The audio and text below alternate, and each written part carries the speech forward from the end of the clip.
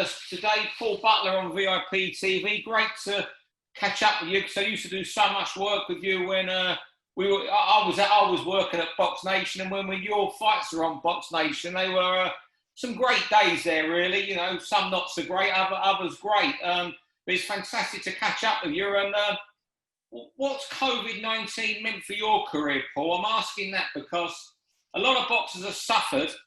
But it seems to me the ones that might be hit hardest, the ones like you who are, you know, chasing that maybe final world title fight. And you got a bit of momentum last year with 4 wins after the loss to Manny Rodriguez. So how bad has it been for you? Yeah, it's been a bit of a pain, to be honest with you, Steve. Obviously, I got them wins after Manny. And then from then, I was literally waiting to see what had happened with a world title, if Inoue would vacate or what, and then bang, COVID hit us, and I've been out the ring for, well, I box, it'll be like 10 months by the time I get back in the ring, and that'll be the longest I've had in my career. Longest I've had out the gym during the whole of lockdown and stuff like that. Like I had a layoff after Manny, but not as long as the COVID and that. But like you say, I'm 31, but I feel young and a fresh 31. It's like I haven't really got miles on the clock. I haven't been in really tough fights. I feel young, I feel fresh. So 31 to me is just a number. I feel like I'm breaking records and everything else in the gym. So still feel young, still feel fresh. And the annoying thing must be there was momentum with you last year, wasn't there? Yeah, I had good momentum. No one of great note, to be honest with you. I'm not going to say, I had great wins. I had 4 wins against people who I should beat. Do you know what I mean? But in 2 of them wins, I had to make championship weight. Everyone doubted me because I failed weight with Manny Rodriguez, and there's obviously a story behind that. Getting 4 weeks' notice for a world title fight isn't great preparation, and when you're nearly 2 stone over at my weight, when there's hardly anything on me anyway, it's hard to get down, and the last 5 pound wouldn't shift. And a lot of people don't know what I went through to try and get that weight off the morning of the weigh-in. And then the stick you get on Twitter and social media, it's why I don't use Twitter no more, because it's just full of idiots. It's just full of little keyboard warriors that don't really know anything about boxing. They just like to get the 2 penny in. But it was good momentum going into, well, what would have been 2020, but everything stalled. So what's the latest for you now? What are you up to right now? Are you back training at Joe's gym? Are you in camp for anything? Yeah, I'm back in camp. I've been back at Joe's for a while now. Just started sparring again. I am boxing. I've just signed with MTK, so I'm back on one of their 18th of October, 2 weeks Sunday.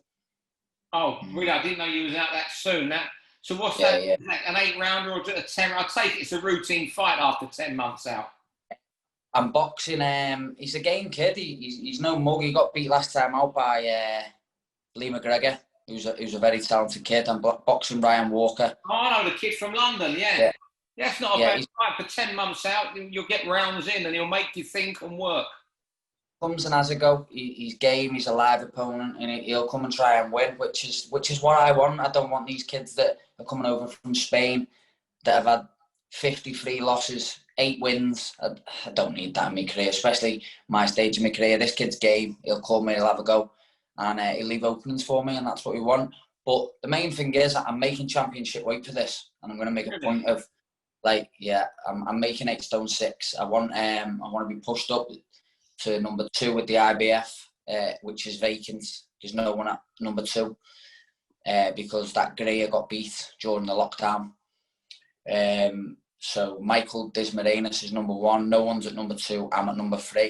And I think the holding me at number 3 is because I haven't made weight since Inoue Rodriguez. I made weight then, which is over a year ago. So I'm gonna make the point of making 8 stone 6, and hopefully I get pushed in at number 2. And whatever happens with Inoue, and if he vacates, then me versus Michael Dismarenas gets made. Is there talk of Ubali relinquishing? Because I thought he was meant to fight Benair, wasn't he? I'm not on about him. I'm on about Inoue and the IBF. sorry, I'm thinking of the BC. Sorry, because you're number 11 with BC. Sorry. Yeah, number 11 with the WBC. I think he's boxing Donaire. I think that's made. Yeah, sorry. Inoue's boxing Maloney very soon, isn't it? It's soon. That's in a couple of weeks on ESPN. Yeah. Yeah. So they're on that, and then I don't know what Inoue's going to do then. If he vacates, then hopefully I'm straight in line for the title. I mean, what, you mentioned Inoue. What do you make of him and Casemiro at the top of the division? How good are they? Yeah, brilliant, Steve. Said it for a long time since he's been flyweight, super fly. I remember being in a WBO final eliminator and I failed weight. I was with Oliver. Yeah, was that in Liverpool? Yeah, in Liverpool. I failed weight. Story behind that as well, yeah. Obviously, I couldn't box because it came out that I was in a sauna and stuff like that, and I got fine, and so that didn't go down too well. But yeah, I was in a final eliminator for him, and the kid that I was meant to box ended up boxing Inoue next, obviously because I didn't box him for the final eliminator, so he was next in line, and he got stopped in 8, I think it was. I remember thinking, he's a special kid, this Inoue, but he's come up to bantamweight and he's poleaxing people, he's putting them fast asleep. It's unheard of that at bantamweight. Do you know what I mean? And he's coming up from flyweight, super fly, bantam, and he's putting them to sleep. He's a special fighter, and I think he'll keep going up the weights, and I think maybe super bantam might be his limit because he's only small, but his power might get him through. His power will definitely get him through it. Who wins between him and Casemiro? Inoue. Yeah. Easy Inoue. Or not easy? No, I just think he knows a little bit too much for him.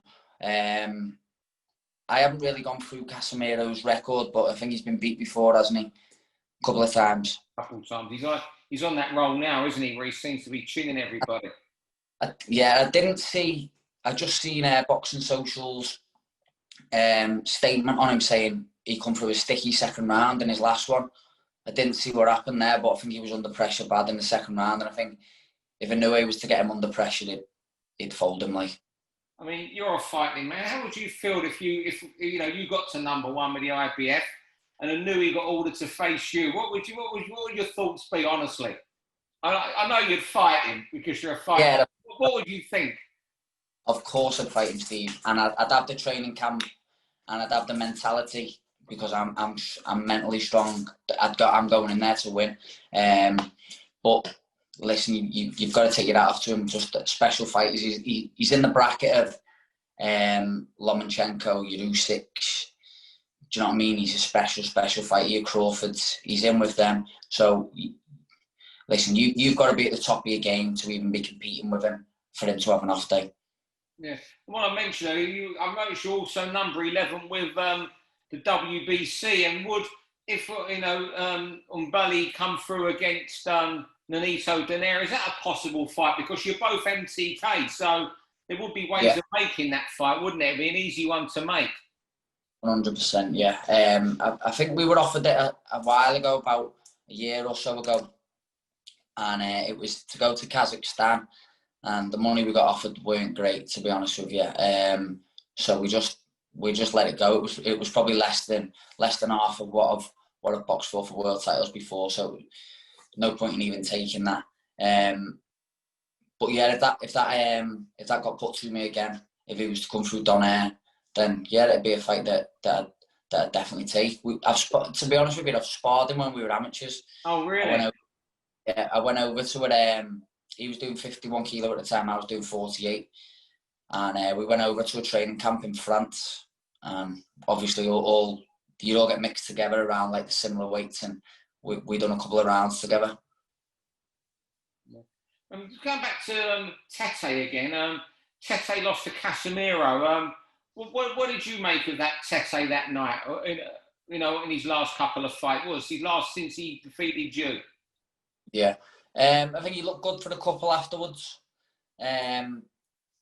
He boxed to a decent game plan in the World Boxing Super Series. That kid's very, very good. I know he'd only had 4 fights. He's a very, very good fighter. Everyone was like slating the performance because he'd only had a few fights, that kid, but he's a very talented kid. I think he's Russian, wasn't he?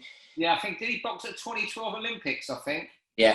Yeah, he's very, So Tete probably done the right thing there. But I think Tete's always done the same thing, hasn't he? He's always been very cautious, a very cautious fighter, always box on the back foot, wait for you to make the mistakes, and then he'll try and punish you. And I think he's done that with most of his fights. I was looking forward to when the World Series all got put together and he was in it. I honestly thought it'd have been Tete and Inoue in the final. And I was thinking, if there's one bantamweight out there in the world that can trouble Inoue, it'll be Tete because of his size, his height, his power that he carries as well. But after watching what Casemiro done with him, I think Inoue had done pretty much the same.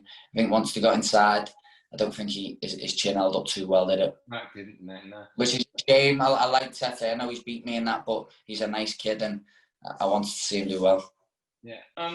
If you were like, treading water, waiting another year for a world title fight, would you ever consider going back to domestic level where there's Lee McGregor, Farouk, and Charlie Edwards has now come up to the division? Are they fights you'd entertain if there was nothing? If you were left treading water for another? I mean, because you never know in boxing how long this is going to go on for. I mean, for you to get proper money, there's going to have to be crowds there. For you to get world title money that you expect. And obviously, you could most probably sell yourself cheap for a world title, but I don't think you're going to do that. Would you consider these British guys?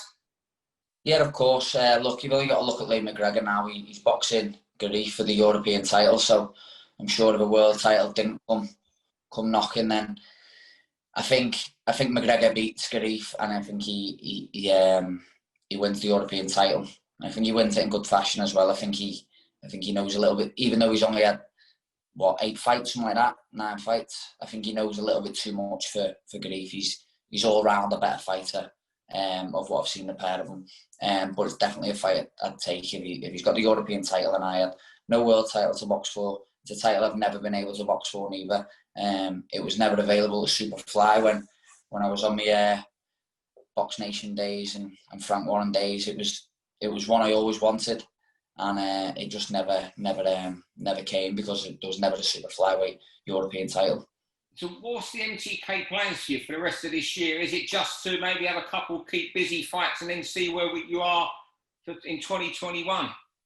I think I'm just going to see where we are after this, see what happens with Inoue after his fight, and then just see where we are. If I can sneak another one in before the end of the year, that'd be nice. But if Inoue comes out of this Maloney fight and he decides to vacate or go a different path himself, then bang, stick me in December and I'll box for that world title. Fight anyone, wouldn't you? Anyone, Steve. Anyone can get it. Even Inoue, mate. Even Inoue. The man you pull up there with Lomachenko. You can have this smoke, yeah. Quality. So just final question. Because you're always in the gym, you always seem to be ticking over, even if you in the Joe's gym. What did you do during lockdown? Do you know what, Steve? I first 3 weeks I thought this will just blow over this and we'll all be back to normal soon. So I carried on training for the first 3 weeks, obviously doing what we could do, which was running. I borrowed the boxing bob off one of my mates, so I was training in my back garden, hitting that, me skipping, me. The normal stuff. I was getting out, doing my runs. I was running for the first time with like no sweatsuits on, and so I was just going for ages. Do you know what I mean? I was just plodding along. Our amateur gym, we were all on this Zoom meeting, and we'd all do our groundwork, our press ups, or all your sit ups, your basic stuff, your body weight stuff, circuits. So there was about 30-40 of us all on Zoom meetings, and we were all joining in with our amateur gym, so we done that. But then after that first 3 weeks, I just thought, this is gonna be murder. So I just stopped then, and I went up to like 10.5 stone, and I thought, I can't be this fat little pudding. So I just gradually started bringing the weight down. When I started bringing the weight down, that's when professional athletes, elite athletes, were allowed to go back to gyms. Just in, I think it was groups of 3, was it 4? Yeah, I know it was started doing that back at Joe's, and then gradually it's just got a little bit better, and it looks like it's going to get worse again now, but hopefully for elite athletes it'll stay as it is. And how did you cope with your dad during lockdown, Paul Senior? I can only imagine. You know what? He's as bad when it's not locked down as it was I know, locked down. that's what I mean, yeah. Knocking on my window. Well, I'd have to go round to his and I'd have to give him stuff, and he was one of them. He was adamant he'd have to wear a mask, and I'm one of them, mate. Like, I'm not wearing a mask. I'm not going in the shop with a mask on. I'm not doing. Wash your hands, wash your hands. He kept saying, I was like, shut up. Go round his and passing dog food. He'd go, put it there, put it over the wall. I'll grab it. Jill, pass me them gloves. And I'd be like, wow, you need to sort your head out here. But no, he's all right. Yeah, he's a good man. Yeah, he's got a couple of lively.